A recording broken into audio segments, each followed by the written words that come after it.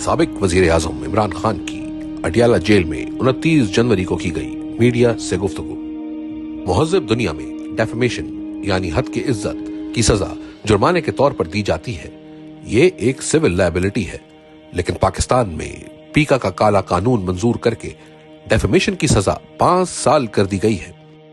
दुनिया की तारीख में पहली मर्तबा सरकारी महकमों की तौहीन पर भी सजा सुनाई जा रही है। बरतानिया समेत तमाम तरक्की याफ्ता ममालिक में डेफेमेशन की सजा जुर्माने के तौर पर दी जाती है, क्योंकि दुनिया जमहूरी इक़दार और आज़ादी इज़हार राय को लेकर आगे की तरफ बढ़ रही है। लेकिन पाकिस्तान में ऐसे गैर जमहूरी कवानीन मंजूर करके जमहूरी इक़दार का गला घोंटा जा रहा है। आज़ादी इज़हार राय और आज़ादी सहाफत का कत्ल किया जा रहा है। इस सब का मकसद यही है कि 8 फरवरी की मैंडेट चोरी से लेकर अवाम के चादर चार दीवारी का तकद्दुस पामाल करने तक, 9 मई फॉल्स फ्लैग से 26 नवंबर कत्लेआम तक जो भी जुल्म बर्बरियत की गई, इस पर किसी को आवाज उठाने की जुर्रत ना हो।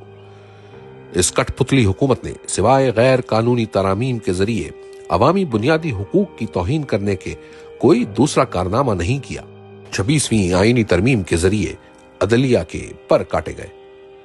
इस्लामाबाद हाई कोर्ट में सीनियर जजेस की मौजूदगी के बावजूद बाहर से चीफ जस्टिस की तकर्रुरी करने की कोशिश की जा रही है, जो काजी फाइज ईसा पार्ट 2 साबित होगा। हम इस तरह जजेस की तकर्रुरी की भरपूर मुजम्मत करते हैं।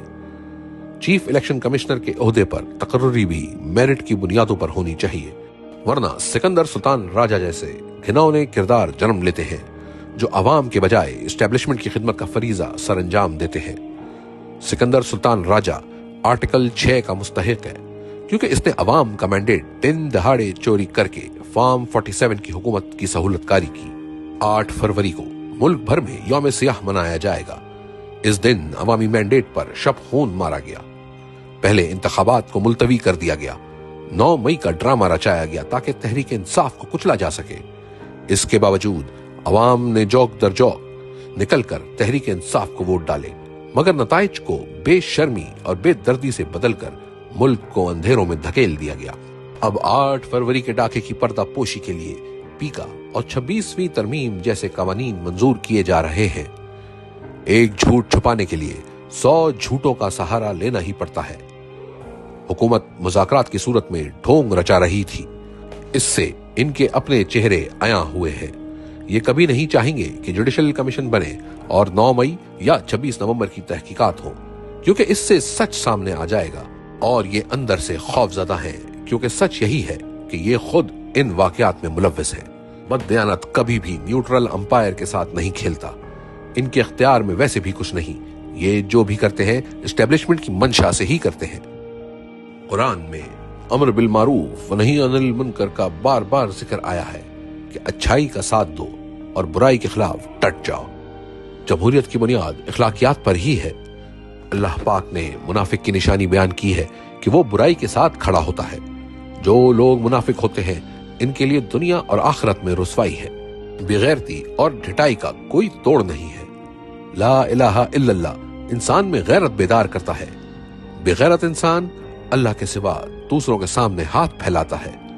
एक कौम सिर्फ गैरत पर खड़ी होती है और तरक्की करती है। बेगैरत इंसान या कौम सिर्फ भीख मांगती रह जाती है। कोई भी कौम सिर्फ इंसाफ और कानून की हुक्मरानी से आगे बढ़ सकती है।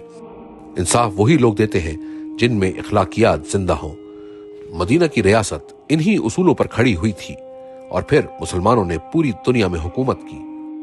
हमें भी अगर अपनी सिमत का दुरुस्त तायुन करना है तो इखलाकी तरबियत पर तवज्जो देनी होगी। बुनियादी इंसानी हुकूक का तहफ़्फ़ुज़ करना होगा और इंसानी जान की कदर करनी होगी, वरना हमारा मुस्तकबिल रोशन नहीं हो सकेगा। मदीना की रियासत में एक यहूदी ने खलीफा वक्त हजरत अली रज़ी अल्लाह ताला अन्हु के खिलाफ मुकदमा जीत लिया था। इंसाफ के ये उसूल इस्लामी मुआशरे की हकीकी रिवायात हैं जिन्हें हम फरामोश कर चुके हैं। इस्लाम और जमहूरियत के उसूलों को फरामोश करने की वजह से ही हमारी मुआशरत और मईशियत दोनों तबाह हैं। अगर हम हकीकी आजादी हासिल करना चाहते हैं तो हमें इन्हीं उसूलों को अपनाकर अपनी जिद्दोजहद जारी रखनी होगी। जो इंसान बेखौफ होकर सिर्फ अल्लाह से डरता है वही कामयाब होता है। जो खौफजदा रहता है वो कभी कामयाब इंसान नहीं बन सकता। जो इंसान कभी हार नहीं मानता वही मुराद पाता है, लिहाजा मेरी कौम ने कभी हार नहीं माननी।